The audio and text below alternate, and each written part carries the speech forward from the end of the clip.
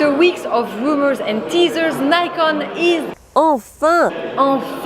finally revealing its Z series. Its first full-frame mirrorless camera system. Damn. I'm almost ready!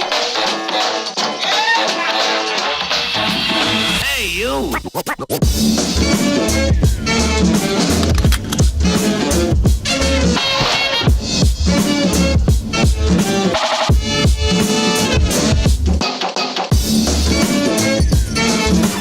Bonjour my dear high-tech fans and welcome back to my channel. If we're meeting for the first time, Salut, my name is Celine, I'm a TV journalist and I'm here to talk about tech with you. So if you like high-tech reviews, tutorials and vlogs, you should consider subscribing.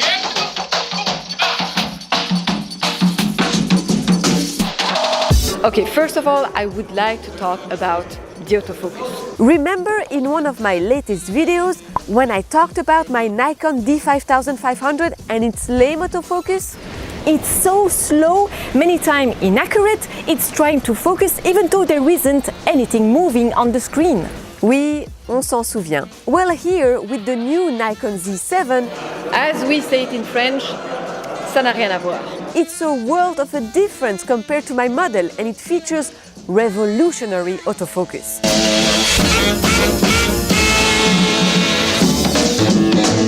The Z7 packs a groundbreaking autofocus system that boasts a whopping 493 autofocus points that covers 90% of the viewfinder area.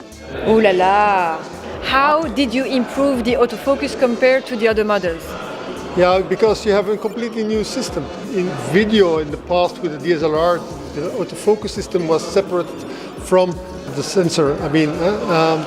While now the autofocus is a hybrid system, the autofocus is on the sensor. Phase detection autofocus, so you can use the phase detection autofocus during the video, which in the video menu you can really adapt to a slow or smooth following focus or the way you want to handle the autofocus in video. What about the other models? Eh bien oui, there are two models, my friends. The new Nikon Z6 is designed to be a complete high-speed, low-lights camera. It features the backside illuminated 24.5 megapixel full-frame sensor with a native ISO range of 100 to 51,200, backed by an X-Speed 6-image processor. And wait for it, the Z6 can do 12 frames per second continuous shooting. Awesome, right? The Z7 films in 30 frames per second in 4K. What about the Z6? Same. Aside from the handful of ways in which the Z6 and Z7 differ, the two cameras are identical in physical design. Both cameras feature durable dust and drip resistant builds and a large, firm grip for secure and comfortable holding.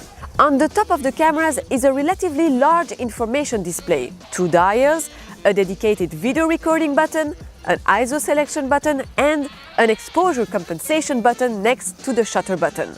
Compared to other brands, like Sony, Nikon may be late to market with its two new full-frame cameras, the Pro Z7 and the Z6 more affordable prosumer mirrorless camera.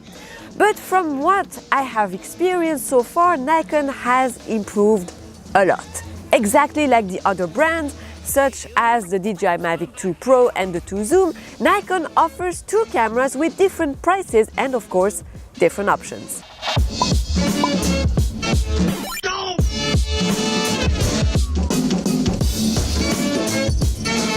What?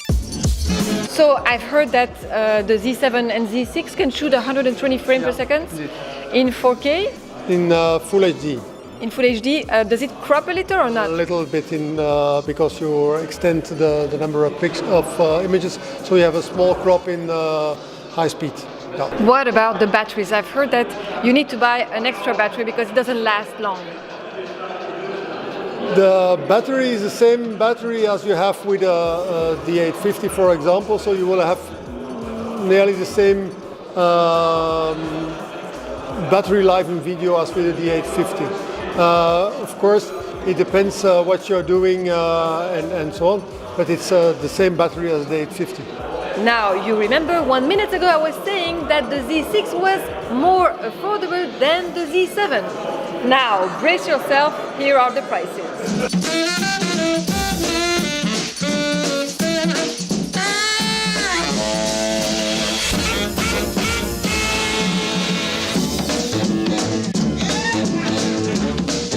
Another additional specs I wanted to point out is the 3.2-inch tilting touchscreen. Oui, malheureusement, yes, my fellow YouTubers, creators, influencers, vloggers. You have heard it well. It's a tilt screen. Really, Nikon? Why Nikon? Pourquoi? Can we say that the Z7 and the Z6 are more for photographers than videographers because of the tilt screen? If you only look to the tilt screen, maybe if you talk for vloggers, but there are solutions. But if you look really to video, I think the cameras are now really completely also video proof. Let's say with the analog 10-bit 422 output with the focus peaking zebra from 182 to 55.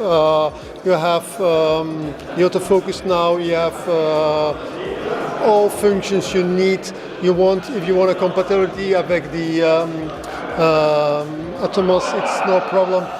So in video-wise, there is no issue. But let's not stop at that detail. The Z7 records videos in 4K at 30 frames per second, 1080p video recording at 60 frames per second, and built-in Wi-Fi and Bluetooth capabilities. During the press conference, you said that it was movie-friendly. What does it mean? Movie-friendly means that it's have all the options now for movie as requested by professional cameramen. Et voilà. Ah, some of you would like to know more. Je comprends. I will, of course, if Nikon lets me test it more thoroughly, make another full video of it after testing it in the wild. I had a fun time chatting with you. Please hit on the thumbs up button if you enjoyed it too, and if you haven't done it yet, subscribe to my channel. Merci if you did subscribe already. Take care, be nice to one another, and I will see you next Monday. Ciao, ciao! Alors Olivier, expert de Nikon, est-ce que tu peux m'expliquer un petit peu ce qu'on fait ici? Alors je vais vous présenter le Z7 qui est le dernier appareil de Nikon